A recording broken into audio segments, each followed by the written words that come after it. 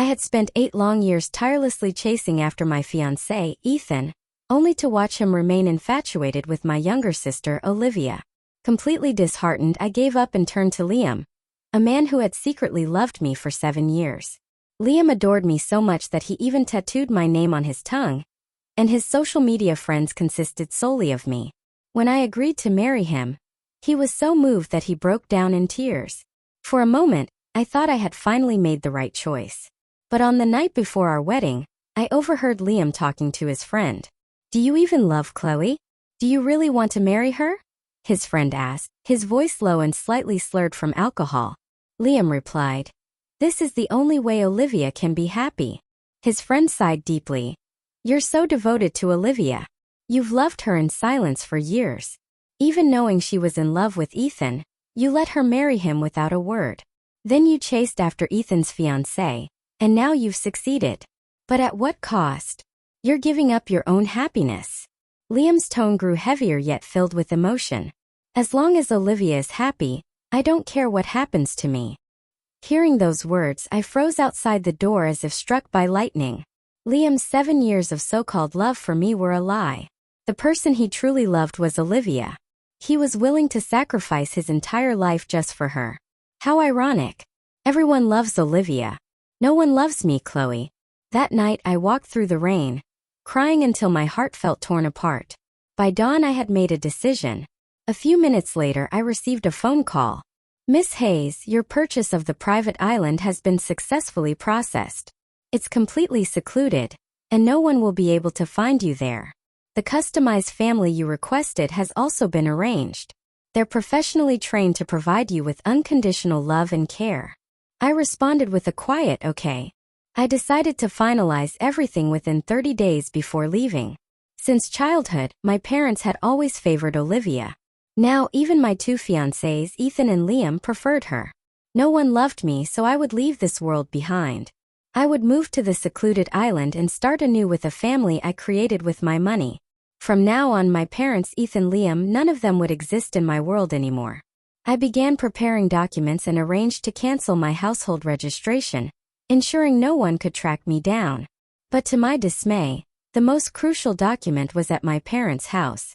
I had no choice but to return. When I entered, I saw my parents pacing anxiously in the living room. The moment they saw me, their expressions darkened.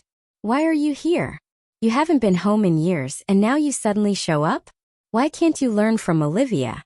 The 2 of you are sisters, but you're worlds apart." I had heard these words for over 20 years. Without a word, I went upstairs, retrieved the document, and prepared to leave. My calmness only made them angrier. "Do you even see us as your parents? You ungrateful, disrespectful child." As they continued yelling, the front door suddenly swung open. Liam entered, carrying Olivia in his arms. They froze when they saw me standing in the foyer. His intimate posture with her was unmistakable. I glanced at them briefly, then turned to leave. My indifference unsettled Liam. He quickly put Olivia down. "Chloe, don't misunderstand.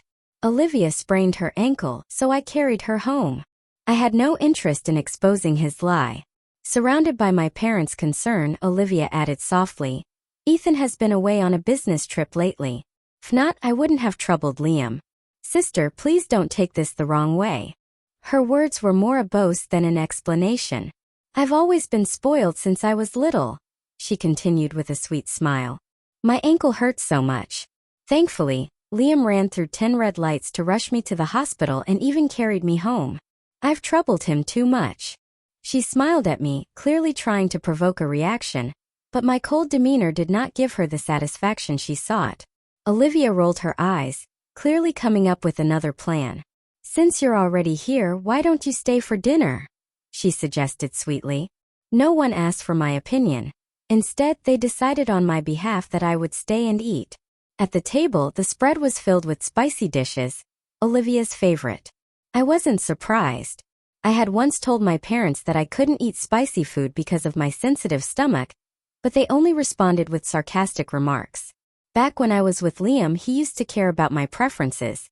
He learned to cook dishes that were gentle on my stomach, but tonight his attention was solely on Olivia. Any small movement she made had him rushing to hand her napkins or serving her food.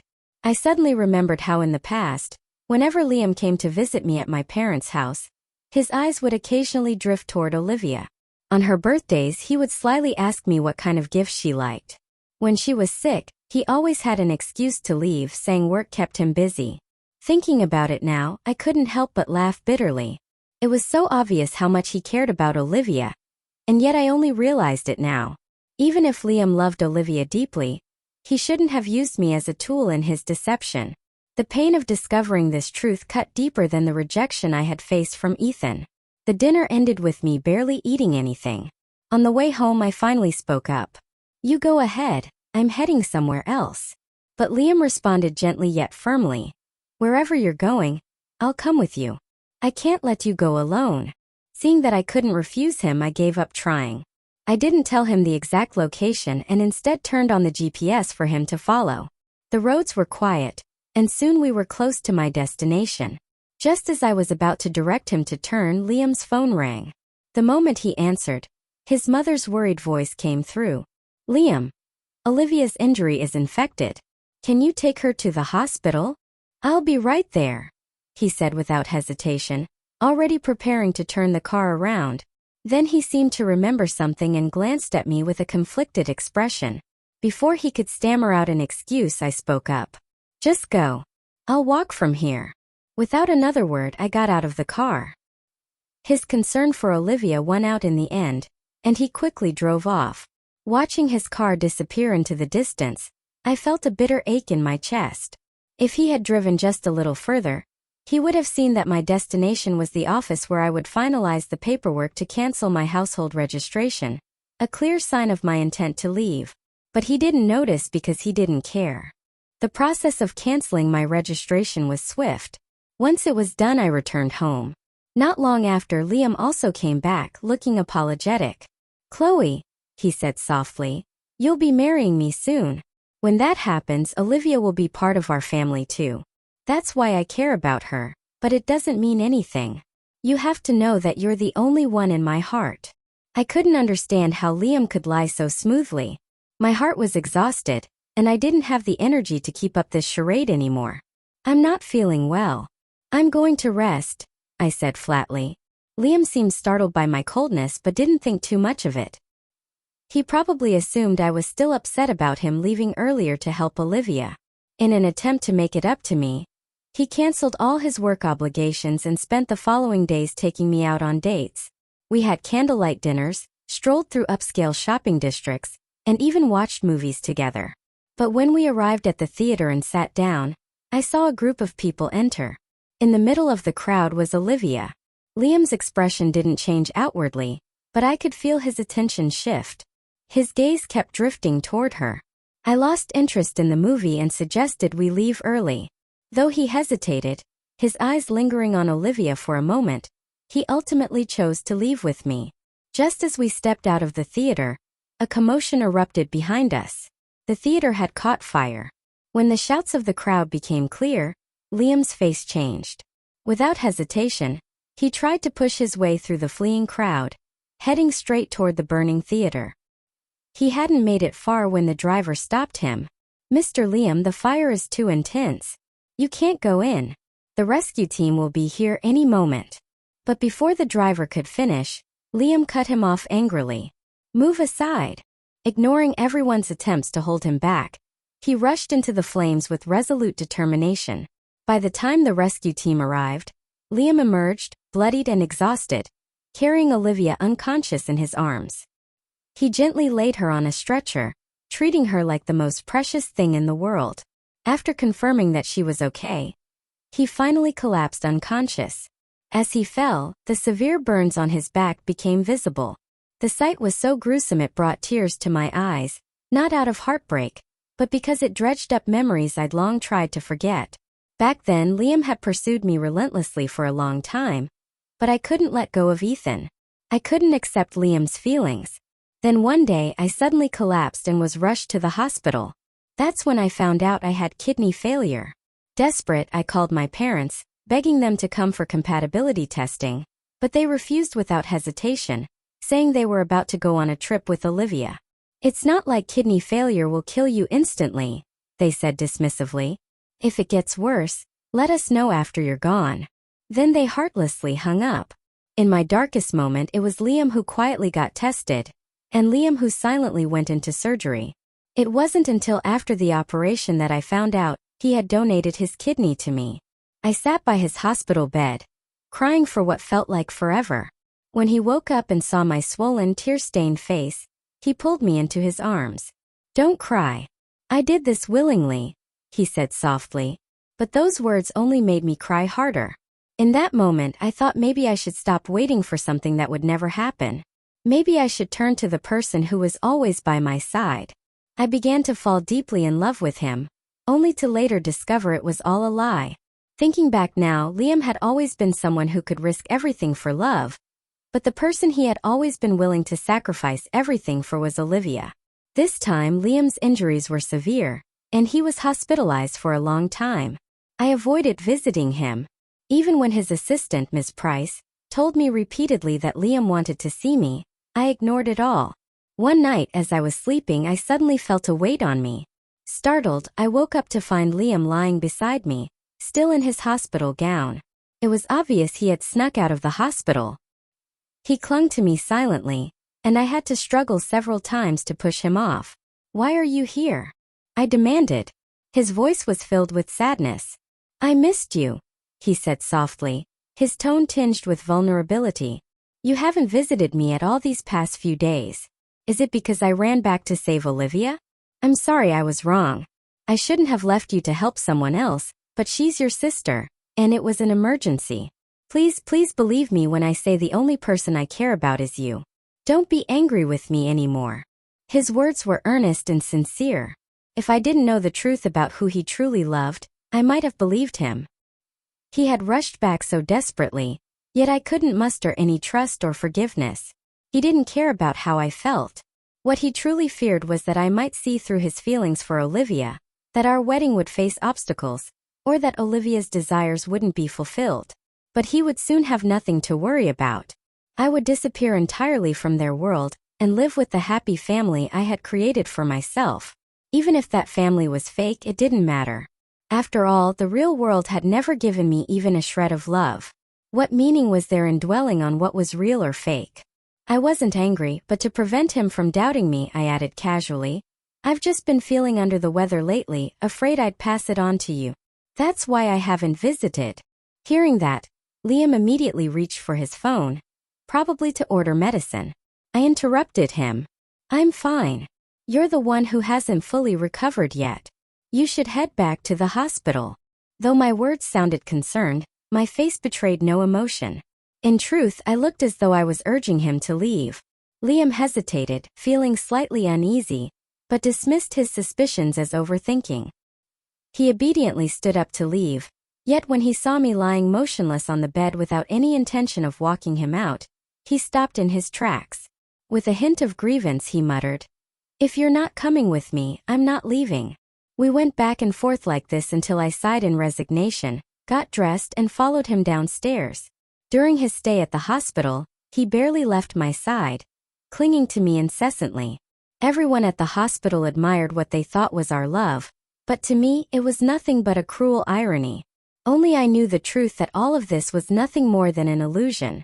A few days later, Liam was discharged from the hospital. However, the moment we got into the car, his phone rang. "Liam, there's supposed to be a meteor shower tonight.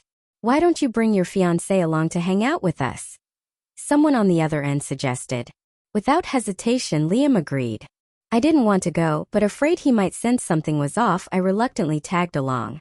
Upon arriving at the gathering spot, I realized the attendees weren't just Liam's friends. Olivia was there too. The moment Liam saw her, I noticed a flicker of happiness cross his face. Although he quickly masked his expression, I had already caught it. The way he concealed his concern for Olivia so skillfully would have fooled anyone else. As night fell, a meteor streaked across the sky, followed by another, and then several more. The crowd gasped in awe before closing their eyes to make wishes. A street vendor pushing a small cart made his way through the crowd, calling out, "Wishing bottles! Write your wish down under the meteor shower, and I'll hang it on the wishing tree. It'll make your dreams come true." Even though I knew such a thing was absurd, Olivia's enthusiasm was contagious, and everyone eagerly bought a bottle. When it was Liam's turn, he didn't just buy one, he bought the entire stock. His friends couldn't help teasing him. "Liam, what are you going to do with so many bottles? Right on all of them?" "Exactly. You've already got everything you could want. Why do you need so many wishes? Isn't that a bit greedy?" Liam just smiled faintly, ignoring their comments as if lost in his own thoughts. Hearing those words, Liam turned his head to look at me, his gaze soft and tender. "I can go without anything, but I hope Chloe has everything." As soon as he finished speaking, one of his friends teased him. "Liam, you're really a lovesick fool, absolutely whipped." If anyone else were teased like that, they might have been embarrassed, but I said nothing, merely watching the cart full of wishing bottles. Then I quietly wrote my own wish. Liam, curious, leaned closer to see, but I quickly hid the paper. "If you see it, it won't come true," I said lightly. Hearing this, he didn't press further. Instead, he reached out and patted my head. "Chloe, your wish will definitely come true." I smiled faintly, saying nothing, but inwardly I agreed with him. Yes, my wish would absolutely come true. Before sealing my wish inside the bottle, I opened the paper one last time to look at it. The words I had written were simple. Olivia and Liam never meet again. After Liam finished writing wishes for the pile of bottles he had bought, the meteor shower was almost over. Just as we were about to leave, a startled cry rang out behind us. Turning back, I saw Olivia sitting on the ground, her eyes red with tears. "I think I've twisted my ankle. It hurts so much," she said, her voice trembling with helplessness. Liam immediately panicked. Without a second's hesitation, he rushed through the crowd and carried her on his back, heading down the mountain. I didn't stop him. I merely stood there silently, watching as everyone gathered around Olivia, showering her with concern. Then, while they were occupied, I turned and climbed back up the mountain alone. I found the vendor who had helped us hang our wishing bottles earlier, handing him a generous sum of money. "Can you take down the bottles we just hung?" Not long after, I sat down at a random spot, opening each bottle Liam had written a wish for, one by one. I unfolded the notes. "I hope Olivia is happy every year. I wish Olivia a beautiful life. May Olivia always be healthy and surrounded by good people. To the girl I love, Olivia. May you live a life full of peace and happiness." All 99 bottles. Every single wish bore Olivia's name. Not one of them mentioned me. My vision blurred with tears, but I quickly blinked them away. I left the bottles scattered on the ground, not caring what became of them, and began walking down the mountain. When I reached the bottom, I saw Liam pacing anxiously. The moment he spotted me, he rushed over and wrapped me in a tight embrace. His voice trembled with fear. "Chloe, where were you? After I came down the mountain, I couldn't find you anywhere. Thank God you're okay. Don't ever leave my sight again." His worry seemed so genuine that his friends couldn't resist teasing him. "Liam, relax. There's only one path down the mountain. She couldn't have gone far. See, she's perfectly fine. You're so worked up. It's almost endearing how worried you get." Their words were clearly meant to reassure me, as if trying to convince me that Liam truly cared. But I ignored them. My gaze went straight to Olivia, whose ankle was now wrapped in a bandage. The way she smirked slyly with a hint of triumph told me everything. Her expression seemed to say, "You see? Everyone says he loves you, but deep down, we both know the person he truly cares about is me." A deep sense of humiliation surged within me, but I forced it down. "It's fine. All of this will end soon." That day passed uneventfully, but not long after, it was Olivia's birthday. My parents spared no expense, booking an entire yacht for the celebration and even inviting Liam and me. They seemed to have completely forgotten that it was also my birthday. I was used to this, it had always been this way. When the invitation arrived, Liam hesitated before agreeing. "It's your birthday too. Let's skip it this year." His reluctance to refuse was obvious. He wanted to go but was trying to maintain appearances in front of me. I played along. "It's fine, let's go," I said lightly. Relieved, he tried to suppress his happiness as he pulled me into a hug. "I'm sorry we can't celebrate your birthday properly this year. I promise I'll make it up to you next year." I let out a quiet laugh. "Next year? There won't be a next year. In just a few days, I would disappear from their world entirely. At the party, Olivia wore a luxurious custom-designed gown and stood in the center of the crowd, surrounded by admiration and praise. Even Ethan, who had been overseas for business, had returned. He stood beside Olivia, impeccably dressed in a tailored suit. Together, they looked like the perfect couple. When it came time for the gift-giving, everyone presented their carefully prepared offerings. My parents and Ethan, being the most important people in Olivia's life, gave gifts that drew the most attention: extravagant jewelry and a limited edition luxury car. Then it was Liam's turn. He pulled out a certificate. While everyone looked on in confusion, he opened it to reveal a design adorned with ruby accents. "Olivia, you already have everything. After thinking long and hard, I decided this would suit you best. From today, you have the right to name this cloud." Gasps filled the room. The idea of naming a cloud was both extravagant and unheard of. "Even that can be bought? It seems Liam truly went to great lengths," someone murmured as admiration rippled through the crowd. Amid the noise, I quietly slipped out to the deck for some fresh air. The cool breeze was a relief from the stifling atmosphere inside. But before long, Olivia followed me. Standing behind me, she looked at me with disdain and mockery. "Sister, what are you trying to do? Seems that not just Ethan, but even Liam has feelings for me." Her words were like a blade. Yet I couldn't understand. From the time we were children, she had taken everything from me. My parents' love, my friends, even my relationships, including both Ethan and now Liam. Why couldn't she let me go? Why did she feel the need to flaunt it all in front of me? Frustrated, I finally asked, "Why? Why do you keep doing this to me?" Olivia dropped her facade entirely and smirked. "Why? Because I enjoy seeing you suffer. It makes me happy. And soon I'll get to see it all over again." Her words puzzled me and I frowned. "What do you mean?" Instead of answering, she grabbed my wrist and with a sudden pull, dragged me over the edge of the yacht. Before I could react, we both plunged into the sea. Salt water flooded my nose and mouth, choking me. Instinctively, I wanted to cry for help, but the seawater rushed into my mouth, choking me and burning my throat. Fear of death consumed me as I struggled against the waves, my consciousness fading. Amid the chaos, I saw someone finally notice the commotion. Soon I heard the sounds of multiple splashes. Ethan, Liam, and Mark, the butler, had all jumped in without hesitation. All three of them swam toward Olivia. From the yacht, I could faintly hear Olivia's mother's frantic screams. "Save Olivia! You must save Olivia!" In that moment, despair engulfed me. The realization that everyone had abandoned me pierced deeper than the icy water. I closed my eyes, resigned to the thought of death. But then the sound of someone swimming closer reached me, growing louder. It was as if someone was coming for me. Barely conscious, I opened my eyes. When I made out the face of the person nearing me, I was utterly stunned. It was Ethan. Before I could process why he would save me, darkness swallowed me whole. When I woke up, I was in a hospital. Blinking against the dryness in my eyes, I shifted my gaze from the stark white ceiling to the man sitting vigilantly by my bedside. After confirming multiple times that I wasn't dreaming, I struggled to believe it. The only person who had stayed by my side was Ethan. Suppressing the shock swirling within me, I kept my tone calm and asked, "Why aren't you with Olivia?" "I just checked on her before coming here. There are plenty of people with her." "Liam's there too," Ethan replied. He seemed to expect that mentioning Liam would provoke a strong reaction from me, but I remained expressionless.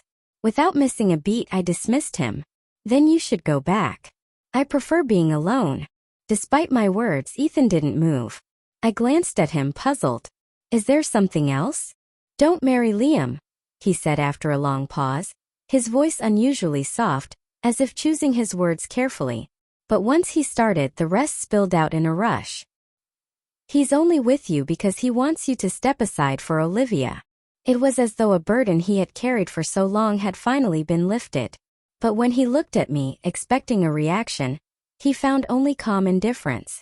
My face betrayed no emotion, as though I had already known this all along. Ethan stared at me, shocked.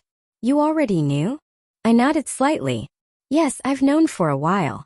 If you have nothing else to say, you can leave now." I kept my tone even, but my words were firm. Ethan didn't leave, and instead he grew visibly agitated. And you're still planning to marry him? Are you crazy? I smiled faintly at his outburst. What does it matter to you? Didn't I already call off our engagement and hand you over to Olivia, the woman you've always cared about? My words silenced him. Ethan seemed unable to form a response. He didn't know why he felt so unsettled. He should have been happy, but lately, whenever he looked at Olivia, memories of me would surface. Me following him around, me always by his side. Even in his dreams it was me he saw. Just as the silence stretched on, the hospital room door suddenly swung open. Liam stormed in, and the moment he saw Ethan, his expression darkened. "Ethan, what are you doing here?" Liam asked sharply. With Liam there, the conversation could go no further. Ethan cast me a lingering look before finally standing and leaving. But he hadn't gone far when Liam turned his attention back to me. Liam immediately wrapped his arms around me, his voice filled with worry. "Chloe, I'm sorry. I didn't mean not to save you. I just mistook someone else for you. Please don't be mad at me. From now on, I won't care about Olivia anymore. But can you promise me not to see Ethan again? You finally stopped liking him and agreed to be with me. If you start getting tangled up with him again, I might actually lose my mind." Hearing his continuous apologies, I stayed silent, my expression calm and unmoved. I closed my eyes and only one thought remained in my mind. Let all of this end quickly. In the days that followed, perhaps to show his sincerity, Liam stopped visiting Olivia entirely and ignored any news about her. Instead, he stayed by my side constantly buying gifts and trying to please me. This continued until the night before our wedding. That evening, I began packing my things. When Liam noticed, he didn't think much of it and even offered to help. However, after some time, he realized that the items I was organizing were all related to him. Photos he had taken of me, hundreds of love letters he had written, and gifts he had given me during the time he pursued me. Then he found a notebook. Opening it, he discovered it was filled with meticulous notes about my preferences and habits. "Chloe has a sensitive stomach and can't eat spicy food. Learn to cook 365 nutritious meals for her. Chloe is afraid of thunder and often forgets to carry an umbrella. Always show up when it rains. Chloe loves cherries. Plant an entire cherry orchard for her behind the house. Chloe feels lonely. No matter what, always be there whenever she looks back." The notebook was packed with notes, every page covered in his handwriting. Liam read through it line by line, and by the end, he let out a soft laugh. "Chloe, pursuing you was so hard, but I'm glad I stuck with it." When I looked at his sincere eyes, I couldn't help but feel a moment of hesitation. He truly had done so much for me. If I hadn't heard with my own ears the words he said about Olivia, I might have believed his affection was real. Yet, as he stood there holding me tightly, I knew that his heart belonged elsewhere. Oblivious to my thoughts, he pulled me into his arms. "Chloe, I can't believe the day is finally here. Tomorrow, I'll marry you and take you home as my wife. Tell me after today you'll really be mine, right?" I shook my head. No. From the moment he betrayed me, there was no future left for us. Just then the butler Mark entered the room looking slightly hesitant. Before the wedding, it's tradition for the bride and groom not to see each other. "Young master, you should go to the hotel now." Hearing this, Liam remained where he was, holding me tightly. "I want to stay with Chloe," he insisted. Mark seemed uneasy, unsure how to proceed, and was about to say more when Liam's phone suddenly rang. He glanced at the screen and his expression froze. After a brief moment, he let go of me and stepped aside to answer the call. I couldn't hear what was being said on the other end, but when Liam returned, his demeanor had changed. His embrace felt distant, almost mechanical as he said, "Chloe, I'll see you tomorrow." I knew Liam left not because of Mark's suggestion, but because of the phone call he had received. It was Olivia calling him. Yet I didn't say anything to stop him. I just silently watched his figure disappear behind the villa doors. After he left, I looked at the neatly packed suitcases. Everything was moved to the front yard of the villa. I had instructed the staff to prepare a fire pit in advance. Although they didn't know the reason, they didn't ask and simply did as I requested. Now I threw each item from the boxes into the flames. Photos, notes, journals. When the last photo burned to ash, I looked at the smoldering remains and smiled faintly. "Liam, All our memories are gone, and so is our future. In the quiet of the night, unnoticed by anyone, the bride of tomorrow pulled her suitcase out of the villa. Without a backward glance, I stepped into a car. As the engine roared to life, I removed my SIM card, snapped it in half and tossed it out the window. If no one loves me, I'll love myself. Goodbye, Beijing. Goodbye, everyone. There wasn't a direct flight to the remote island, so I had to first fly to the nearest country and then take a boat. By the time I arrived, it had been an entire day and night. The transfer of ownership had already been finalized. Stepping onto the island, I saw the villa I had designed waiting for me. Everything had been prepared exactly as I had envisioned. The interior was fully furnished, ready for me to move in. I had also purchased a yacht, knowing that getting on and off the island might be inconvenient in the future. Though I doubted I would ever leave, it was better to be prepared. Standing at the grand gates of the villa, I felt a rare sense of satisfaction. This was where I would live from now on. I took out my phone to contact the family I had custom ordered, to ask when they would arrive. But before I could dial, the villa doors suddenly opened. A refined, handsome young man stepped out, looking at me with a hint of surprise before quickly recognizing who I was. Smiling, he stepped aside and invited me in. "Come in, please," he said warmly. Then he called out to the others inside. "Hey, the owner's here. We've been waiting for you all day." As he spoke, two more people soon appeared. An older woman with a kind face and a dignified-looking man. The woman spoke first, introducing herself. "My name is Anna. I'll be the mother you requested, and this is Mr. June, the father you requested," she said, gesturing to the man beside her. Before I could respond, the young man who had greeted me earlier spoke up with a bright smile. "Hello, I'm Lucas Tran, the boyfriend you ordered." Back in Beijing, the wedding between Liam and me was held at the largest hotel in the city. The event had attracted immense attention, with most of the city's elites in attendance, eager to witness what was being hailed as the wedding of the century. As the ceremony was about to begin, a staff member rushed backstage, breathless, whispering something into Liam's ear. The crowd couldn't hear what was said, but they saw his previously joyful expression freeze, then slowly darken. Liam waved the staff member away and turned his back to the crowd, hiding his face from their gaze. The wedding was about to start, but the bride had yet to appear. Someone suggested, "Shouldn't you check with her side to see if something's wrong?" Liam couldn't shake the feeling of unease that had been gnawing at him since the day before.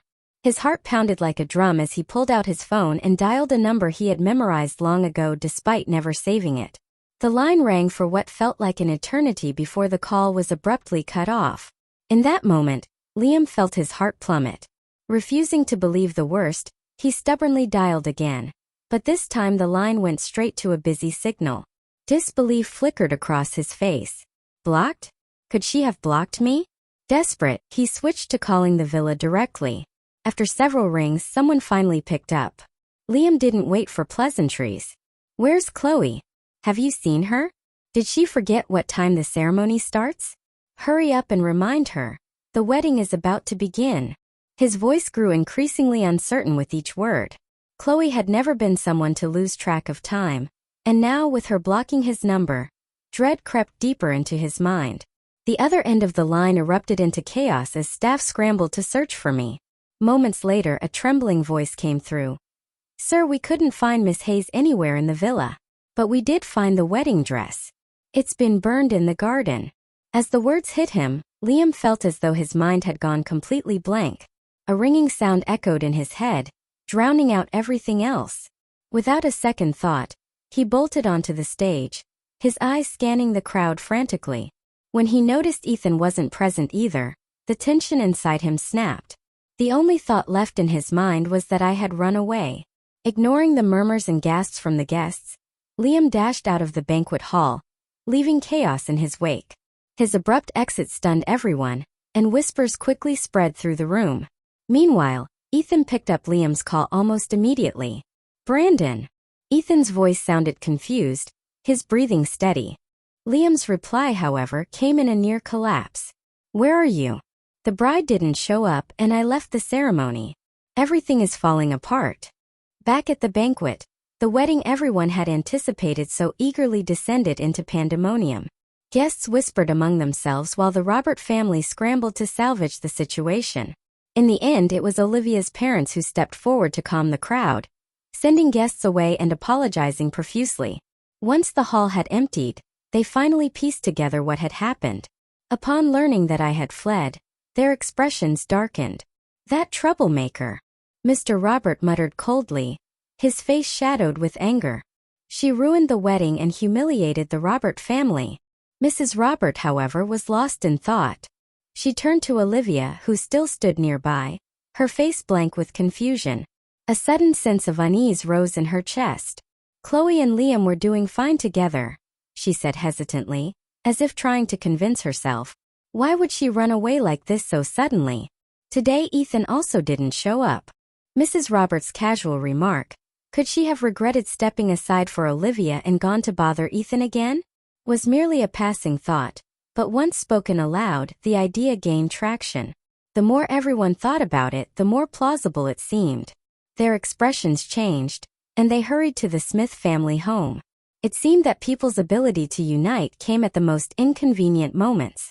Those aware of the situation all assumed I had run away to find Ethan. Fortunately, Ethan wasn't at home, preventing a chaotic scene at the Smith estate. Ethan himself had no idea what was happening. All he felt that day was a heavy sadness, knowing I was about to marry someone else. The weight grew heavier with the knowledge that I was aware of Liam's true intentions in approaching me, yet I still chose to marry him. Frustrated and unable to bear the thought, Ethan headed to a private club owned by his family. In the dim light of a private room, he ordered a table full of drinks and started drinking alone. He didn't want to attend my wedding, didn't want to see me in a wedding dress walking toward someone else, saying, "I do." Amid his drunken haze, his phone suddenly rang. It was Liam. Ethan, still dazed, was confused as to why the groom who should have been at his wedding was calling him. He absent-mindedly gave Liam his location before he could think to ask why he was calling. Before he could utter another word, the line went dead. The abruptness left Ethan wondering if the entire exchange had been an alcohol-induced hallucination. He downed another glass of liquor, each sip fueling his growing urge to call off his engagement with Olivia. His mind was a whirl of conflicting thoughts as he stared at his phone. A voice in his head urged him to call the Robert family and end it once and for all. Just as he lifted the phone to make the call, the door to the private room burst open with a loud crash. Blinding light from the hallway flooded the dim room, revealing the mess of scattered bottles, and Ethan slouched on the sofa, phone in hand. For a moment, Liam thought he had come to the wrong place. Frowning, Liam flipped on all the lights in the room. The sudden brightness made Ethan wince and raise his hand to shield his eyes. Before he could fully register what was happening, Liam stormed over in 2 quick strides. "Chloe come to see you?" Liam demanded, his voice sharp and urgent. Hearing my name snapped Ethan out of his haze. His senses sharpened as he took in Liam's furious expression, and a smirk tugged at his lips. "Chloe? Isn't she supposed to be at her wedding with you? Why aren't you at your ceremony? Why are you here looking for me?" Ethan's words seemed to hit Liam like a blow. His eyes widened as he fully processed their meaning. Suddenly, Ethan stood up, his drunkenness fading in the wake of Liam's reaction. "What do you mean?" he asked, his face turning serious. Seeing Ethan's genuine confusion, the anger on Liam's face drained away, replaced by bewilderment and fear. Meanwhile, I, despite having grown up in Beijing, had always been lonely and introverted, with no close friends. Knowing my personality, it was clear to Liam that I wouldn't seek out Ethan. And given the Robert family's strict nature, they would never help me escape. Liam's voice dropped, tinged with frustration and despair. "Chloe's gone. She disappeared. She burned the wedding dress and our rings. I don't know where she's gone." Liam collapsed onto the sofa, his eyes staring blankly ahead, losing all focus. Ethan, upon hearing Liam's words, was momentarily stunned, unable to believe it. Despite having told me that Liam didn't truly care about me, Ethan had never expected me to actually leave. But as he recalled our conversations, a spark of realization lit up in his mind. It wasn't that she didn't care about Liam. She had already planned to leave. Yet, even after leaving, I hadn't sought him out. Where could she possibly have gone? Ethan was lost in his thoughts, unaware that his silence had caught Liam's attention. It wasn't until Liam suddenly grabbed his collar and brought their faces close that Ethan noticed the dangerous glint in his eyes. "Do you know where she is?" Liam's voice was icy, sharp enough to cut through the tension. In an instant, Ethan sobered up. A mocking smile spread across his face, one filled with malice. "I don't know where she is," he said slowly, "but I know why she ran away." Liam froze, his grip loosening slightly as he instinctively asked, "Why?" His voice trembled, betraying the fact that he was entirely clueless about my thoughts. Until now, he had assumed I left to find Ethan, but this revelation threw him into turmoil. Jealousy and confusion churned inside him. How could Ethan know something about me that he didn't? Ethan's reply, however, was a direct blow to Liam's composure. "Do you remember the day she woke up after falling into the sea?" Ethan's tone was calm, almost taunting. "Think about it. What do you think we talked about during the time we spent alone?" Liam's heart pounded in his chest, unease gnawing at him. He wanted to turn and leave, to escape whatever answer was coming, but his legs felt like they were moving through quicksand. Each step was slow and uncertain. Ethan, noticing Liam's attempt to flee, didn't hold back. He delivered his words like a knife to the heart. "I told her everything," Ethan said coldly. "I told her you didn't approach her out of love, but because you had an ulterior motive. I told her the person you really cared about was Olivia, and that marrying her was just a way to get her to step aside for Olivia." Ethan paused briefly, watching Liam's steps falter. Then, with a cruel edge in his voice, he added, "Do you want to guess how she reacted after hearing that?" Ethan wasn't looking for a response. Instead, he continued, answering his own question with a hint of mockery. "She wasn't surprised. Not even a little. She wasn't hurt, and she didn't doubt my words. Because Liam, she already knew. She knew it all along." Liam's breathing hitched and his movements became more frantic, almost as though he were trying to outrun Ethan's words. "I used to think she was so in love with you that she didn't care if you didn't love her back, that even knowing your motives, she'd still stay by your side," Ethan admitted, his voice tinged with bitterness. "I was jealous of you back then, but now I realize I was wrong. She didn't stay because she didn't care. She stayed to destroy you." And in the end, Ethan's final words landed like a thunderclap. But by the time he finished speaking, Liam's figure had disappeared entirely from the room. It was as if he hadn't heard Ethan's parting words at all, or perhaps he had chosen not to. Ethan slowly walked to the doorway and watched as Liam hurried down the stairs, his disheveled figure retreating like a man running away. That pitiful sight made everything crystal clear to Ethan. For a moment he felt an odd sense of satisfaction. "Why should I be the only one to suffer?" he thought. It turned out that even Liam, the man who had seemed so composed, was no different from him. And compared to Liam's actions, Ethan felt that at least his own were less despicable. Ethan turned back to the messy room, called someone to clean up, and then left the club without a backward glance. The chilly night wind brushed against his face as he exhaled deeply. Looking at the number he had prepared to call before Liam arrived, he hesitated for a moment, then turned off the screen and flagged down a car. The chaos surrounding my disappearance had undoubtedly escalated. If Ethan's guess was correct, the Robert family and Olivia were likely at his family home right now. They were no different from Liam in their assumptions about me. 15 minutes later, Ethan pushed open the doors to his family home. Just as he expected, the Robert family was seated neatly on the sofa in the Smith family living room. A smirk tugged at the corner of his mouth. "See, I wasn't wrong." At the sound of the door opening, all three members of the Robert family turned their eyes toward him. When they saw he had returned alone, they glanced past him with visible disappointment, clearly searching for any sign of me. "She didn't come to find me," Ethan said with a shrug. His words were met with disbelief. Mr. and Mrs. Robert frowned, their expressions filled with disapproval. "If she didn't come to find you, who else could she have gone to? With her personality, she doesn't have a single friend in all of Beijing," Mr. Robert snapped. "She's nothing but trouble," Mrs. Robert added, her tone sharp and laced with disdain. Her bitter expression made it clear that in her eyes, I was nothing more than a disgrace. With that timid, cowardly nature of hers, what else could she possibly do besides fight over things with Olivia? She continued venomously. Ethan remained silent as Olivia leaned gently against her mother's side, her gaze fixed on him. Her lips curled into a faint smile, but the emotion never reached her eyes. She knew she had to act, or else Ethan's heart might truly waver. "Ethan," Olivia said softly, her voice tinged with concern. "Marriage isn't a game. Chloe agreed to marry Liam, so how could she act so immaturely on their wedding day? If you know where she is, please tell us. We can't let her continue to cause trouble like this." The sight of the three of them united in their anger and contempt left Ethan momentarily stunned. Were these really my family? How could they all be so indifferent to my safety? Not a single word of worry about my well-being, only endless accusations and complaints.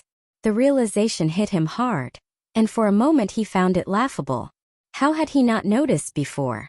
For over 25 years, I had grown up in such an environment. How much resentment and frustration must have built up over that time? He couldn't say, but at this moment he decided he wouldn't continue enabling them. "Mr. and Mrs. Robert," Ethan began, his voice steady. "I really don't know where Chloe is right now, but there's something else I want to discuss with you." The room fell silent as the Robert family turned their attention to him. Ethan cleared his throat and calmly spoke the words he had prepared. "Mr. and Mrs. Robert, I want to call off my engagement to Olivia." The statement stunned everyone in the room. The air seemed to freeze as their expressions shifted from shock to disbelief. No one expected that Ethan, who once desperately wanted to break off our engagement to marry Olivia, would suddenly propose calling off his engagement to her instead.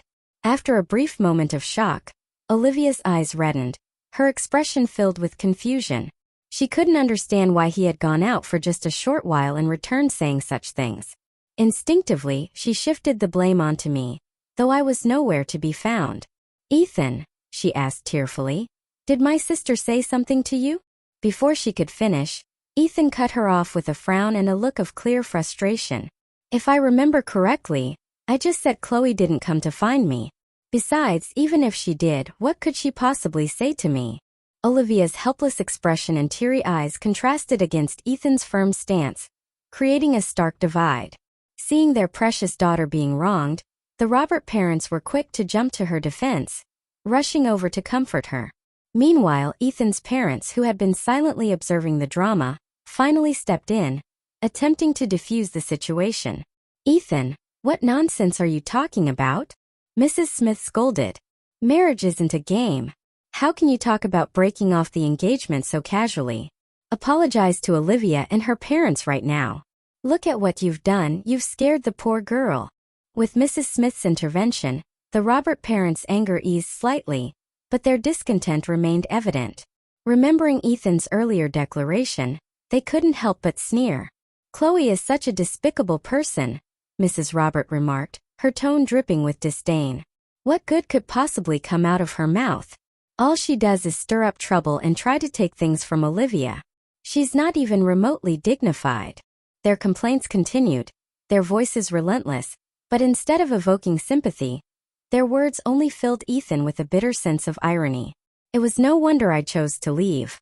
With parents like them, a sister like Olivia, and a fiancé like Liam who wouldn't want to run far, far away? Perhaps this was for the best. Letting me escape their suffocating world was the only way I could truly shine. 5 years later, after 5 years of living in solitude on the island, I finally opened its gates to the outside world. Of course, it was no longer referred to as a deserted island. After a long search, I had given it a name. Reunion, meaning a joyful encounter. Life is full of unpredictable meetings and partings, and I hoped that anyone who came here would find joy in their time here. I had left behind my painful past and found the right people and purpose in this new place. The name seemed perfectly fitting. The scenery on Reunion was breathtaking, which eventually caught the attention of a director from a nearby tourism agency. After months of negotiation, I agreed to let them film on the island. However, I set clear conditions. They could come, but they couldn't damage the island's environment or film my house without permission. The first condition was accepted without hesitation. However, the second requirement proved more challenging, as the director's entertainment program relied on live broadcasts followed by edited versions. This meant there would inevitably be moments they couldn't fully control. After lengthy discussions, both sides compromised, For the live broadcast, the crew promised to avoid filming the four of us, and if we inadvertently appeared in any footage, the director would ensure that the scenes were blurred out immediately during live broadcasts and removed entirely in edited versions. I didn't dwell on this issue further. A month after the contract was signed, the director brought the show's guests to the island. Since everyone had been briefed about my background beforehand, no one dared to overstep in my presence. Most of them tried to avoid direct encounters with me. However, living together on reunion meant occasional appearances on camera were unavoidable. Thankfully, the director stayed true to his word. Whenever we appeared on screen, the footage was blurred promptly, so I stopped worrying about it. That was until the entertainment program went viral. A blurry screenshot from the live broadcast began circulating online. Liam, who typically had no interest in the entertainment industry, stumbled upon the image. For 5 years he had used every possible resource to search for me, but he had found nothing. He couldn't even track down where I had last been seen. His meticulous investigation had revealed that my identity had been completely erased just 2 weeks before the wedding. This meant that I had been planning my departure for at least half a month, and he hadn't suspected a thing. The realization filled him with regret and dread. I had been carefully plotting my escape while he remained oblivious, sharing a bed with me every night, utterly unaware. Only then did Liam understand that his feelings for Olivia had long since eroded under the weight of her constant demands and his one-sided sacrifices, just as my feelings for Ethan had disintegrated over time. True love required mutual effort, and Liam finally grasped how futile his sacrifices for Olivia had been. After years of exhausting himself for her happiness, he had turned to me, pretending to love me as if I were his entire world. And yet it had been me who stayed by his side every day, who shared his burdens and supported him through illness. No matter how much Liam didn't want to admit it, he had fallen in love with me long ago. But his obsession with chasing Olivia had blinded him to his own heart. Now he wanted to find me and tell me that his feelings for me were genuine. But 5 years of failure had shattered his confidence into countless pieces. Even Ethan, who later willingly left his family and broke off his engagement with Olivia, began mocking Liam. Ethan laughed at his delusional hopes and inability to accept reality. Liam had once asked Ethan why he was so determined to end his engagement. Ethan had replied, "Back then I didn't understand my own heart and made a terrible mistake. Now that I see clearly, I won't repeat that mistake again." But if mistakes were to be counted, Liam's were even greater than Ethan's. The difference was that Ethan chose to let go, while Liam was determined to reclaim what he had lost. That viral image became a sensation online. It all started with a sharp-eyed viewer of the entertainment program. The image of Lucas Tran's blurred-out face during a live broadcast caught their attention. Despite the blurring, the viewer quickly captured a screenshot and posted it online. However, the network's blur tool couldn't keep up with the speed and sharpness of the internet-savvy audience's eyes and reflexes. The moment the image hit, the speculation exploded. A viral post with a single blurry image spread across the internet. "This man is so handsome. In 3 minutes, I want to know everything about him." The post quickly gained traction, attracting a flood of comments agreeing and sparking widespread discussions. Normally, Liam wouldn't pay any attention to entertainment news, but after 5 years of relentless searching for me, he had tried every avenue possible. It was only natural that he wouldn't overlook the outreach of social media.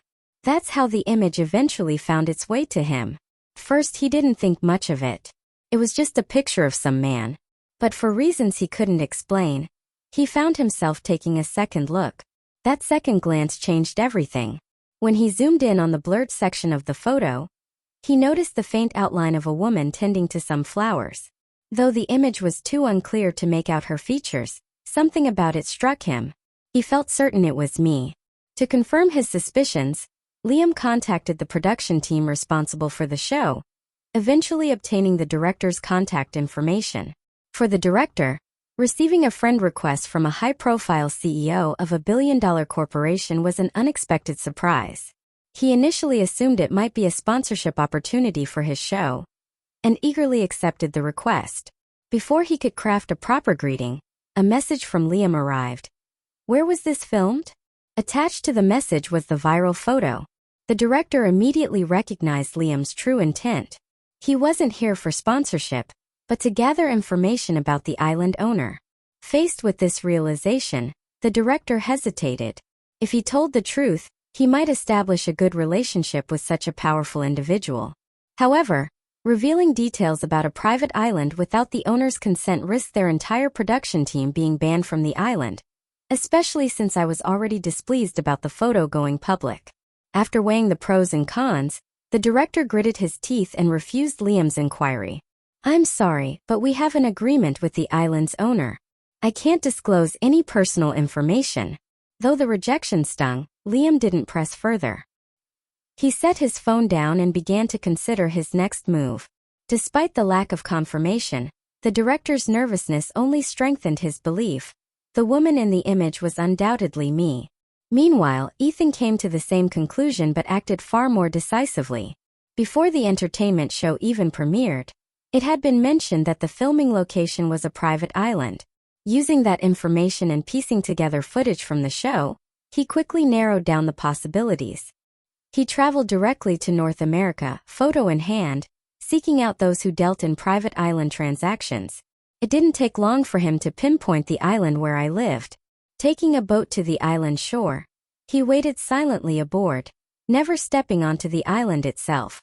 First, I didn't think much of it. Supply deliveries had been scheduled for the past few days, so when I saw a yacht approaching, I assumed it was carrying provisions. Without hesitation, I grabbed Lucas and headed to the shore to greet it. However, when we arrived, there were no supplies, only Ethan standing silently on the deck of the boat. "Chloe," he said. I turned to leave, but his voice stopped me. It was soft and gentle, yet carried an undercurrent of complexity I couldn't quite decipher. I didn't turn back, but I also didn't leave. I simply stood there in silence, waiting for Ethan to say what he had come to say. It had been so long since we'd had a proper conversation. Ethan, unfazed by my indifferent attitude, seemed content just to see me again. But if he could find his way here, then it was only a matter of time before Liam showed up too. Clearing his throat, Ethan spoke in a careful tone. "I came here to tell you two things," he began. "First, Olivia and I have called off our engagement. Second, Liam might also come looking for you soon. Will you consider going back home?" His words confused me, prompting me to turn and look at him. "What does your broken engagement with Olivia have to do with me?" I asked flatly. Ethan opened his mouth to explain, but I had already turned away, uninterested in his answer. As for the word home, it only brought a bitter smile to my lips. This island was my home. Where else could I possibly return to? As for Liam, so long as he stayed off this island, it didn't matter to me where he went or what he did. I reached out to take Lucas Tran's hand, gripping it tightly as we walked back toward the island. Ethan recognized Lucas instantly, the same man who had caused a storm online. Seeing the natural way our hands fit together brought a pang of sourness to his chest. So I had truly moved on during these 5 years. I no longer needed any of them. But as he thought about it more, Ethan let out a bitter chuckle. Had she ever needed us? Or rather, when she did, none of us were ever there for her. The island's layout wasn't complicated. From his vantage point on the boat, Ethan could see the film crew working in the distance, carefully avoiding the direction of the villa. It was clear that the crew had made a deliberate effort to respect the boundaries I had set. The viral photo was clearly an accident, not a calculated move. He turned back to watch me as I walked away, the villa's grand gates opening to reveal a middle-aged couple stepping out. Their kind smiles and gentle demeanor only enhanced the harmonious image of what appeared to be a real family standing together. The four of us looked like a perfect portrait of familial happiness. "Chloe, I wish you happiness," Ethan murmured softly before turning to signal the boat's departure. The engine roared to life and slowly, the vessel pulled away from the island, disappearing into the endless horizon. The entertainment program's filming had reached its final day. After today, Reunion Island would return to its usual peaceful state. Not only was I relieved, but so were Anna and Mr. June, David. Though they didn't oppose interacting with others, they still disliked appearing on camera. Ever since Lucas had accidentally been caught on film and edited into the program, their weariness had only grown. Thankfully, the crew had been respectful, choosing to film only on the far side of the island. Even so, knowing the crew would soon leave brought a sense of relief to all of us. I let out a long breath, vowing never to allow such disruptions again. "Chloe, come inside, lunch is ready," Anna called, her warm voice breaking my thoughts. She stood in the doorway wearing an apron and smiling gently. Mr. June followed closely behind her, his demeanor honest and grounded. "Anna made sweet and sour ribs today, your favorite. Come quickly and try them before they get cold. It won't taste as good then." After 5 years of living together, our interactions had become completely natural.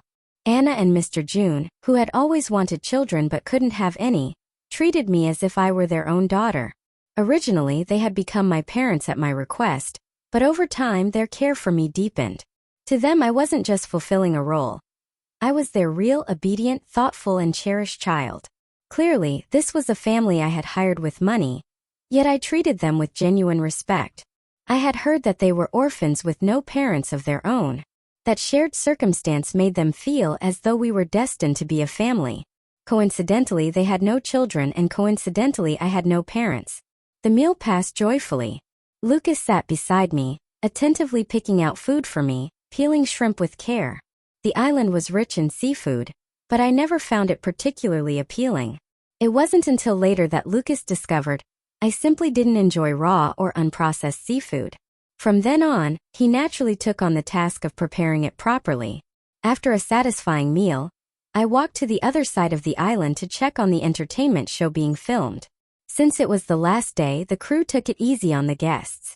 A group of men and women laughed and chatted loudly, filling the area with lively energy. As I stood there observing the cheerful scene, I couldn't help but reflect. In the past 5 years, apart from supply deliveries, no outsiders had set foot on this island. Being a private island, no one could come here without my explicit permission. It had been a long time since I had experienced this level of liveliness. While I was lost in thought, Lucas approached with a plate of fruit. Noticing my distant gaze toward the lively group, he handed the plate to me before casually sitting down on the ground beside me. I didn't take the plate, unwilling to hold it without a table to place it on. Instead, I gave him a subtle look, signaling my refusal. Understanding immediately, Lucas smiled, picked up a small piece of fruit with a toothpick, and brought it to my lips. Only then did I eat, feeling satisfied. In the past, I lacked the privilege to act on whims. I was accustomed to prioritizing others over myself, but here I was the center of everyone's attention, the one who could afford to be a little demanding. The sincerity of Anna, Mr. June, and Lucas made me gradually let my guard down, allowing myself to embrace this ease. And honestly, I felt it was just fine this way. Liam finally arrived on the island, but he didn't come alone. Accompanying him were Olivia and her parents. The Robert family hadn't been doing well in recent years. Ethan had left to build his own business, and his first act of success was to directly compete with the Robert family, taking over part of their market share. Initially, the Robert parents had planned to use marriage as a way to solidify their status, but Olivia, spoiled by their overindulgence, had become difficult to manage. After Ethan broke off their engagement, she caused constant disruptions at home. They couldn't bear to marry off their youngest daughter while their eldest, me, had faced 2 failed engagements, vanished without a trace, and even erased my identity. They had no idea where I had gone or how to find me. It wasn't until Liam claimed to have discovered my whereabouts that they finally learned of my existence. Secretly, the Robert parents decided that when they saw me, they would teach their ungrateful daughter a lesson. They had also heard I had purchased an island and was living a life of luxury instead of supporting my parents. By the time they caught sight of the elegant and secluded villa on the island, their faces were already filled with anger. Any thoughts of reconciliation, as Liam had suggested, were completely forgotten. Not that there was much to reconcile. There had never been any misunderstandings between us. When I had seen Ethan, I had already guessed that Liam would eventually find his way here too. I'd even considered whether I should leave to avoid them, but then I thought, why should I? They were insignificant to me now. There was no reason to run. Even though they were unrelated to me, it wasn't as if I was afraid to face them. I simply didn't expect Liam to bring the Robert parents along. Back in Beijing, I had always been an outsider. My parents didn't like me, my younger sister despised me, the man I loved liked my sister, and the one who claimed to love me ultimately loved her too. My departure should have been exactly what they wanted, So why did they go through the charade of desperately searching for me? Was it because the act of keeping up appearances mattered that much to them? Was it so important that even after I, a mere supporting character, had exited the stage, I still had to be dragged back to finish their play? But those were fleeting thoughts. There was no point in dwelling on it. They were no longer part of my life. Whatever they wanted to do now had nothing to do with me. Liam and the Robert family arrived at Reunion Island quicker than I anticipated. That morning we were having breakfast when there was a sudden forceful pounding on the door, only for it to stop abruptly moments later. It was replaced by a more polite knock. I furrowed my brow just as Lucas rose to open the door. The moment he came face to face with those outside, everyone froze. Liam seemed to regret bringing the Robert parents here, especially after hearing their aggressive knocking. He hadn't been sure whether he should bring them at all, but now, as his eyes took in Lucas standing inside my house, the flames of jealousy immediately consumed him. His chest heaved, signaling the storm brewing within. Had he not yet seen me, I feared he might have lashed out right then and there. "Who is it?" My voice floated out from within, drawing his attention instantly. Liam didn't want to think about who this man was. Hearing my voice, he instinctively craned his neck to peer inside, hoping to catch a glimpse of me. But as soon as I spoke, the Robert parents couldn't hold back any longer. Abandoning all pretense of decorum, they began shouting. "You ungrateful child," my mother scolded. "Running away from home like that.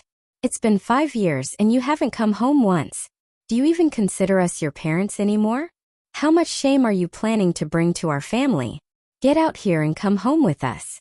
Liam barely had time to intervene before Olivia chimed in, her voice dripping with sweetness yet laced with venom. "Sis, I know you're mad at me, but no matter how angry you are, you can't ignore Mom and Dad. They've been worried sick looking for you these past few years. Please come home with us." Listening to these people who so easily claimed to be my family spew nonsense the moment they arrived, even Lucas, normally composed, couldn't suppress a cold laugh. "Where did these stray dogs come from?" he asked, his tone mocking, barking madly as soon as they see people. Then he shifted his stance to completely block Liam's view of the house, his expression sharp as ice. Before they could explode in anger, he added, "This is Chloe's island. Coming here without permission is trespassing. And this isn't some safe little mainland. Better be careful, or you might end up as shark food." The chilling look in his eyes made all 4 of them flinch momentarily, though their shock was quickly replaced by fury. "Who do you think you are?" Olivia snapped, her voice shrill. Liam, his face red with anger, stepped forward, ready to retort, but before he could get a word out, the door slammed shut in their faces with a resounding bang. He lunged forward as if to stop it, but the only thing waiting for him was dust. None of them had anticipated being turned away so decisively, not even catching a glimpse of me before being shut out. Inside, I remained calm, watching the scene unfold from a distance. Lucas's actions made me feel at ease, and the absurdity of their entitled behavior didn't faze me. The Robert family and Olivia Robert had no intention of lowering their voices. Even from a distance, I could catch bits and pieces of their conversation. So when Lucas came over and mentioned that a group of people outside claimed to be my relatives, calling them scammers, I wasn't surprised at all. Instead, I calmly corrected him. "They're not scammers." My words drew curious glances from everyone in the dining area. It wasn't long ago that I had introduced myself to others here as single, and now this sudden revelation clearly puzzled them. Before I could offer any explanation, there was another loud banging on the door, quickly followed by a gentler knock. Lucas frowned and was about to send them away again, but I shook my head and stood up. I decided to handle this myself. No matter what they wanted, it was time to address it directly. Of course, the most suitable person to face them was me. As I walked toward the door, the loud knocking and hostile voices grew closer. Behind me, Lucas and the Tans hurried to follow, worried about me facing them alone. By the time they caught up, I had already opened the door. Whether it was an accidental leftover force from their knocking or an intentional move, as soon as the door swung open, a slap came flying toward me. Lucas's heart sank, fearing I would be hurt, but I had anticipated it. In the split second before the slap landed, I shifted to the side. A dull thud echoed as Mr. Robert stumbled forward and fell to the ground, His face flushed red with humiliation in front of the gathered crowd. By the time he clumsily got back to his feet, his expression was livid. His chest heaved with each ragged breath, on the verge of collapsing from sheer anger. Olivia quickly rushed forward to help him up, her tone dripping with reproach. "Sis, how could you do that to Dad? He's an elder. If you're angry, take it out on me, not him. He's old, what if something happened to him? Could you take responsibility?" Mrs. Roberts' worried expression softened slightly after seeing Olivia help her husband up, but it didn't take long for her anger to flare again. Her eyes burned with fury as she turned to me. "Chloe, you ungrateful brat. Why did I ever give birth to someone as heartless as you? First you stole Ethan's fiancé, and now you lay hands on your father. You'll never be half the daughter Olivia is." With her anger boiling over, she lunged forward, raising her hand to slap me, but before her hand could connect, Lucas stepped in, blocking her. He pushed her back with enough force to make her stagger. If not for Liam's quick reflexes catching her just in time, she might have fallen flat on her face. This humiliating scene only infuriated them further. Their shouting escalated, not just directed at me, but at Lucas and the Tans as well. They were loud, indignant, and relentless, accusing us of being rude and demanding we all be thrown off the island. I ignored their insults and turned my gaze toward Liam, who had remained mostly silent, standing behind them. His expression was unreadable, but the moment our eyes met, I noticed something unexpected. There was no joy, no relief, no trace of excitement. Instead, his eyes were filled with apathy and disdain. It wasn't the look of someone reuniting with a long-lost love. It was the gaze of a stranger looking at someone insignificant. For Liam, this was a moment of suppressed frustration. He had gone through so much trouble to bring the Robert family here, yet I greeted them with indifference and cold detachment. He felt an unexplainable bitterness swelling within him.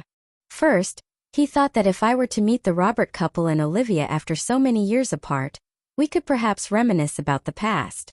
He knew our relationship hadn't been particularly close before, but they were still family after all. There's no grudge that lasts overnight between parents and children. As long as we sat down and talked things through, everything could be resolved. At least that's what he believed. On the way here, Liam had even given specific instructions, telling them not to be so confrontational. "If there's anything to discuss, sit down and talk it out properly," he'd said. The Robert couple and Olivia had agreed very clearly at the time. He couldn't understand why they caused such a scene upon arrival. Deep down, Liam knew part of this mess was his fault. That's why he tried to suppress the bitterness rising in his heart, carefully organizing his words before speaking. "Chloe, it's been a long time," he began, his voice subdued. "I've missed you for the past 5 years." He had thought endlessly about meeting me again, but countless times his efforts had ended in failure, making him believe that he might never see me for the rest of his life. Now seeing me here in front of him, countless words swirled in his mind, but he didn't know where to start. He wanted to revisit old memories, to say something meaningful, but I, the person he had longed for day and night, showed no interest at all. "You brought them here to cause trouble for me, didn't you, Liam?"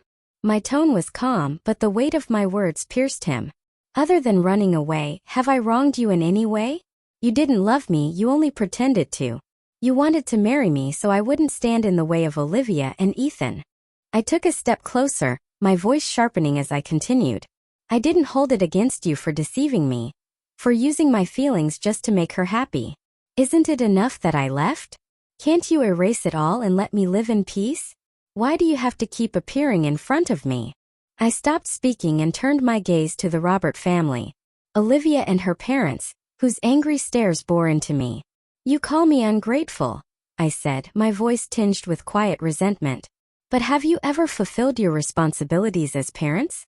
Have you ever treated me as your daughter for even a single day? You accuse me of stealing from Olivia? How ridiculous. Everything she wanted I gave up for her. The better room in the house, higher rankings in school, even your so-called love, my friends, my relationships, all of it I gave to her. Isn't this exactly what you wanted? From now on, just be her parents. Let her have Ethan, Liam, or whoever else she desires. What more could you possibly want from me?" As my voice grew more intense, my emotions began to stir. Those words spoken aloud carried the weight of everything I had bottled up for over 25 years. My chest heaved as I finished speaking, and the room fell into complete silence. Lucas, who had suspected that my past held its share of pain, watched intently. Though I never shared these memories, he respected my boundaries and pretended not to notice. He had never asked, never pried into the secrets I chose to keep hidden. But now, hearing my words, the truth that everyone had consciously avoided was finally laid bare. And it was more devastating than anyone could have imagined. He stepped forward and gently held my hand, the warmth of his touch driving away the cold that lingered in my palm. At the same time, Anna and Mr. June stepped closer, shielding me protectively. Though they had recently learned that I had biological parents, which had once made them question the origins of our relationship, they had treated me as their own daughter for the past 5 years. Now, after hearing about all that I had endured, their eyes were filled with nothing but sympathy. Feeling the genuine concern surrounding me, I couldn't stop my eyes from reddening. I tightened my grip on their hands, drawing strength from them.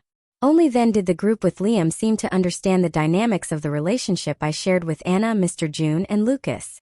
It was clear we weren't merely bound by financial ties. The accusations I had hurled at them still echoed in the air. Seeing how I leaned on my chosen family now, the Robert couple appeared startled, a deep unease creeping into their expressions. Subconsciously, they turned to me, asking hesitantly, "What are you saying?" Their voices brought my attention back to them. Glancing at their disheveled appearances, I couldn't help but laugh. Spreading my hands, I gestured to the people beside me and introduced them calmly. "He is my husband, recognized and protected by law. They are my parents, also legally recognized. And as for all of you..." I paused, my gaze steady. "Since 5 years ago, there has been no relationship between us whatsoever." My words left them stunned. They froze in place, unable to process what they had just heard. Liam in particular seemed completely dumbfounded. Without thinking, he released his hold on Mrs. Robert and stumbled forward, reaching out in an attempt to grab my hand. Before he could, Lucas intervened, slapping Liam's hand away with a sharp, deliberate motion. His brows furrowed tightly as he snapped, "If you have something to say, use words. Keep your hands to yourself." Lucas had long lost any shred of goodwill toward these people. Parents who had chosen to give birth to her yet neglected her afterward, favoring another child to an absurd degree, still had the audacity to show up here claiming parental rights. The way they had acted since their arrival, spewing accusations and complaints without a single kind word, only confirmed his disdain. And Liam? He came here pretending to care for Chloe, yet he didn't even understand the basics of her family situation. He had the nerve to bring along her parents who clearly had no intention of making peace. And now, here he was babbling something about long time no see, while wearing a mask of concern. It was pathetic. Lucas's grip on Liam's wrist was firm, and the pain visibly twisted Liam's expression. Though he clenched his teeth to keep from crying out, it was clear the physical discomfort paled in comparison to the anguish swelling in his chest. Liam no longer dared to step closer, standing just out of Lucas's reach. His face pale, he began to speak in a strained voice. "Chloe, it's not like that. I've liked you from the beginning, even before you left. I was just too slow to realize it. But during the 5 years you've been gone, I've been living in constant pain, like a knife cutting into me every single day. I dreamed about seeing you again, about telling you how sorry I am, how much I regret everything. Please, can you give me another chance?" As I looked at him, eyes filled with desperation, I felt no sympathy, no softening of my heart. I stood there silently, watching him perform his sorrowful act, my expression unreadable. Inside, however, I felt nothing but indifference, calculating how much of his sincerity was genuine. At this moment I couldn't tell. After all, with his acting skills, he had been able to convince me he loved me wholeheartedly while loving someone else. Now, who could say whether his words were real or fake? I didn't respond. His eyes fell on my hand, which was tightly held by Lucas. As if a realization struck him, his face grew agitated. "I get it, you're just still angry with me, right? Chloe, I'm sorry, I'm so sorry, okay? I looked into it. He's just someone you paid for, isn't he? But those 7 years we spent together, that was real. I mean it was real. Look, I even brought our wedding rings. I had yours repaired and engraved with both our names. Promise. From now on, whatever you say goes. If you don't like the Robert family, I'll cut ties with them entirely. Please, Chloe, don't leave me. By the time he finished, his voice was trembling with emotion. His display was so heartfelt it made Anna and Mr. June waver slightly. Could it be that he really loved me? They glanced at Lucas, their expressions uneasy.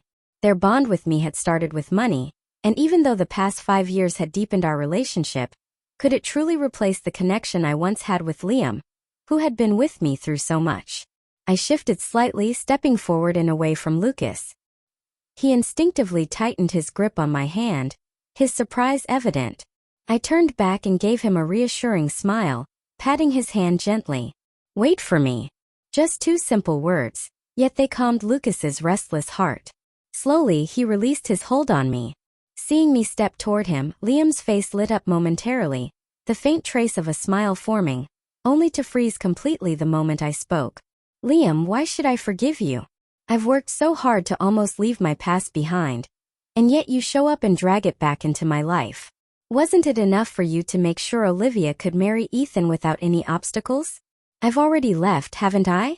If she can't hold on to her man, what does that have to do with me? You're begging me? Fine, then let me beg you in return. Please just leave me alone. After finishing with him, I turned my attention to the Robert family. They looked like they wanted to speak but held back. Eventually I sighed. Regardless of everything, they were still my blood relatives. I couldn't bring myself to hurl cruel words at the parents who had given me life. Besides, arguing with them was pointless. They would only ever hear what they wanted to hear. Father. Mother, I said calmly. This will be the last time I call you that. After all, you've never truly treated me like your daughter. From now on, just pretend you only ever had one child. Olivia. My voice was steady, my words of severance spoken as if they were a casual greeting. Upon hearing this, Mr. and Mrs. Robert were utterly stunned. You can't mean that. Mr. Robert stammered, his finger trembling as he pointed at me. His voice faltering, unable to form a complete sentence. Mrs. Robert stood frozen in place, as though she had never imagined her obedient and submissive eldest daughter, who always endured everything silently, would rise up for the first time and even go so far as to cut ties with her. The disbelief in her eyes was gradually giving way to reality, yet in her heart panic outweighed anger. We're your parents. We gave birth to you, raised you all these years. Do you think you can just say we're not your parents and make it true? Among them, the calmest person was Olivia. Perhaps it was because my decision to sever ties had the least impact on her relationship with me. She smirked, her expression tinged with mockery. Sister, don't think you can scare Mom and Dad with this act. No matter what you do, they'll never care about you. Olivia thought I was joking when I said I wanted to cut ties. After speaking, she pouted coquettishly at Liam. Liam, my sister is being so unreasonable, you should take care of her. I was lost in my own world, entirely indifferent to their refusal to leave. Calmly, I took out my phone and made a call. After all, as the owner of a private island, I wasn't shy about spending money on security to prevent disturbances. Usually the need didn't arise, but now was clearly an exception. The guards arrived quickly. Since this was North America, they were even armed. The sound of guns being loaded echoed loudly, and the 4 of them finally realized, to their shock, that I truly intended to sever ties with them. Mr. and Mrs. Robert hastily stood up, helped by Olivia and Liam, as they stumbled toward the boat. As the boat departed from Reunion Island, Olivia, full of resentment, turned to scold her parents. However, she saw them staring blankly at the island, lost in thought. The word she wanted to say got caught in her throat. Turning to observe Liam's reaction, what she saw only deepened her despair. It wasn't just Mr. and Mrs. Robert who were reluctant to leave. Liam's gaze was fixed on the island, his eyes filled with longing and sorrow, far surpassing the regret of her parents.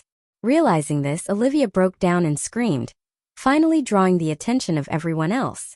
In the past, her parents would have been heartbroken to see her upset and would have tenderly asked what was wrong before joining her in cursing me.